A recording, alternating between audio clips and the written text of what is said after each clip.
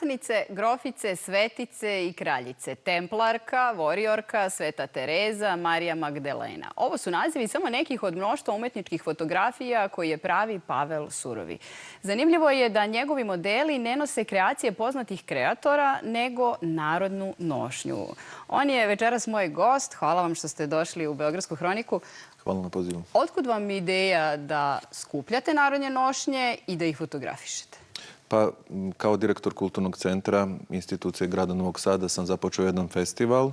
To se zove Festival slovačke narodne nošnje i onda sam shvatio da bi radio takav festival da moram da skupim narodnu nošnju i to najprej iz svih slovačkih mesta, a onda i drugih naroda i tako je ta priča počela. Kako izgleda potraga za narodnim nošnjama? Gdje ih sve pronalazite? To je kako se kaže, jedna avantura na tavanima, trgovanjem sa bakama po selima. Onda sam napravio mrežu mojih drugarica koji su u svakom selu pa traže i tako. Znači, jako je zanimljivo. Nikad ne znate šta ćete naći što nemate. Znači, u tome je ta strast. Jel umeju da se cenkaju bake? Da, umeju. Mogu da napišem knjigu o svim njihovim trikovima u trgovini. Gdje čuvate sve te narodne nošnje? U Kulturnom centru u Hisaču, znači imamo i depoje i tako i kući i svugde. Zanimljiva je priča i o vašoj asistentkinji koja vam pomaže da pripremite sve ove nošnje. Da, gospođa Ana Čusova iz Bačkog Petrovca, znači jedna inteligentna žena, jedna pametna žena koja se bavi šivenjem narodnih nošnji i koja je shvatila estetiku, kvalitet i jednu viziju koju sam započeo da radim u tim narodnim nošnjama. E sad, kažete mi meni, zašto su vam žene glavni likovi i glavni motivi?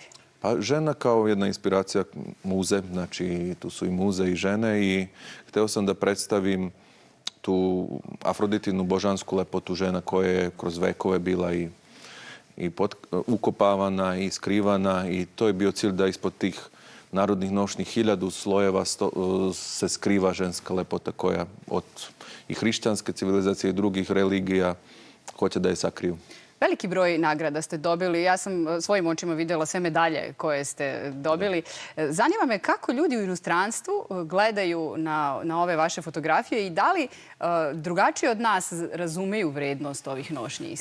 Oni vide tu priču koju sam hteo da ispričam, to moram da kažem i gledalcima. Znači, sve je ispričano kroz alegorije, znači kroz priče, mitove, legende, tradicije što su bili na Balkanu.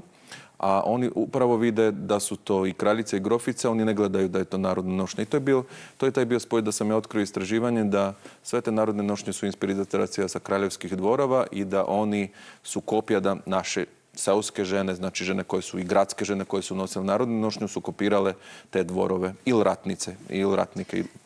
Vi ste i poslanik u pokrajinskom parlamentu, diplomirani ekonomista i bavite se grafičkim dizajnom. A recite mi za kraj, šta ste najviše? Pa sve, moja duša je takva da ako radi jednu posao, onda je siromašna. Znači, stalno se u mojoj glavi, u mojoj duši stalno menjaju neke potrebe i zato moram da radim uvek 2-3 posla da bi bio ja. Ali još bih hteo da kažem da sve ne bi ovo moglo da bude bez i institucionalne podrške grada Novog Sada i prethodnog gradonačelnika Miloša Vučevića i direktora Europske prestonice kulture Nemanja Milenkovića koji su prepoznali i dali mi šansu da napravim jednu europsku duhovnu filozofsku prestonicu ovih fotografija i izložbe u gradu Novom Sadu. Želim vam još mnogo ovakvih izložbi i lepe su vam zaista fotografije. Hvala vam što ste došli u Beogradsku hroniku da ih predstavite.